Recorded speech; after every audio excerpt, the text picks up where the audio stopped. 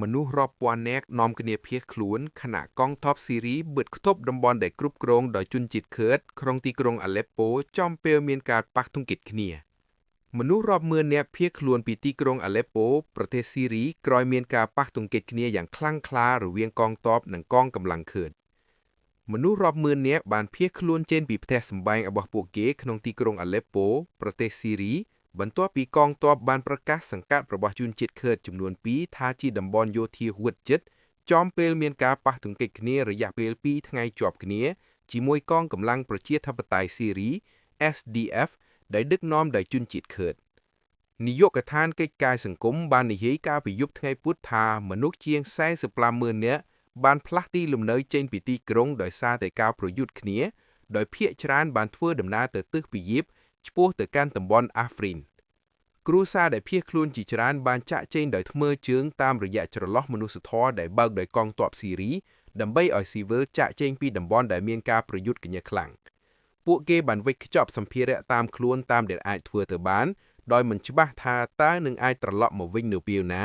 ឬអាចត្រឡប់មកវិញបានដែរឬទេគ្រួសារមួយចំនួនទៀតក៏ត្រូវបានដឹកជញ្ជូនចេញដោយរថយន្តរបស់ក្រុងផងដែរ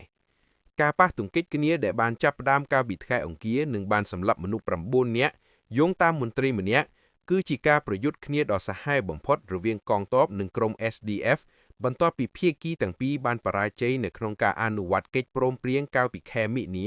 ដើម្បីបញ្ចូលកងកម្លាំងដឹកនាំដោយឃឺតទៅក្នុងស្ថាប័នរដ្ឋថ្មីរបស់ស៊ីរីបច្ចុប្បន្នកងទ័ពរដ្ឋាភិបាលស៊ីរីក្រោមការដឹកនាំថ្មីបន្ទាប់ពីរបបលោកអាសាដដួលរលំ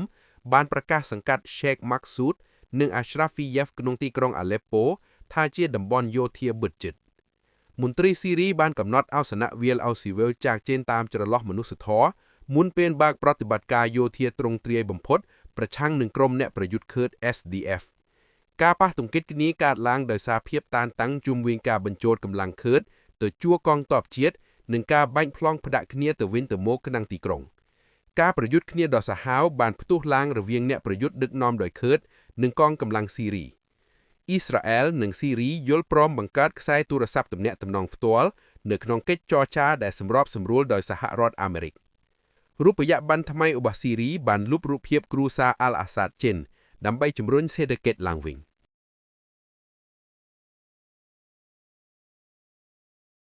អាមេរិកប្រកាសថានឹងគ្រប់គ្រងការលក់ប្រេងរបស់វេណេស៊ុយអេឡាដោយគ្មានពេលកំណត់ទីក្រុង Washington សហរដ្ឋអាមេរិកបានប្រកាសថាខ្លួននឹងគ្រប់គ្រងលើការលក់ប្រេងរបស់ប្រទេសវេណេស៊ុយអេឡាដោយគ្មានពេលកំណត់ indefinitely ការប្រកាសនេះធ្វើឡើងដោយរដ្ឋមន្ត្រីក្រសួងថាមពលអាមេរិកលោក Chris Wright កាលពីថ្ងៃពុធទី7ខែមករាឆ្នាំ2026បន្ទាប់ពីមានប្រតិបត្តិការយោធារបស់អាមេរិកនៅវេណេស៊ុយអេឡានិងការផ្លាស់ប្តូរអំណាចក្នុងប្រទេសនេះលោក Chris Wright បានបញ្ជាក់ថាសហរដ្ឋអាមេរិកនឹងធ្វើជាអ្នកទីផ្សារនិងលក់ប្រេងឆៅដែលចេញពីប្រទេសវេណេស៊ុយអេឡាលោកបានថ្លែងនៅក្នុងព្រឹត្តិការណ៍ថាមពលមួយថាយើងនឹងលក់ប្រេងឆៅដែលចេញពីវេណេស៊ុយអេឡាហើយបន្ទាប់មកគឺលក់ដោយគ្មានពេលកំណត់ទៅថ្ងៃមុខតាមគម្រោងមួយនេះប្រាក់ចំណូលដែលទទួលបានពីការលក់ប្រេងទាំងនេះនឹងត្រូវដាក់ចូលទៅក្នុងគណនីដែលគ្រប់គ្រងដោយរដ្ឋាភិបាលសហរដ្ឋអាមេរិកលោកប្រធានាធិបតី Donald Trump បានបញ្ជាក់ថាលោកនឹងគ្រប់គ្រងមូលនិធិនេះផ្ទាល់ដើម្បីធានាថាវាត្រូវបានប្រើប្រាស់សម្រាប់ប្រយោជន៍ប្រជាជនវេណេស៊ុយអេឡានិងអាមេរិកសម្រាប់បរិមាណប្រេងជាជំហានដំបូងដែលអាមេរិកគ្រោងនឹងនាំយកប្រេងឆៅចំនួនពី30ទៅ50លានបារ៉ាល់ដែលកំពុងជាប់គាំងនៅខុនស្តុករបស់វេណេស៊ុយអេឡាមកលក់នៅលើទីផ្សារឬចម្រាញ់នៅសហរដ្ឋអាមេរិកចំពោះស្ថិរភាពសេដ្ឋកិច្ចអាមេរិកអះអាងថាការគ្រប់គ្រងនេះគឺចាំបាច់ដើម្បីស្ដារសេដ្ឋកិច្ចរបស់វេណេស៊ុយអេឡាដែលបានដួលរលំ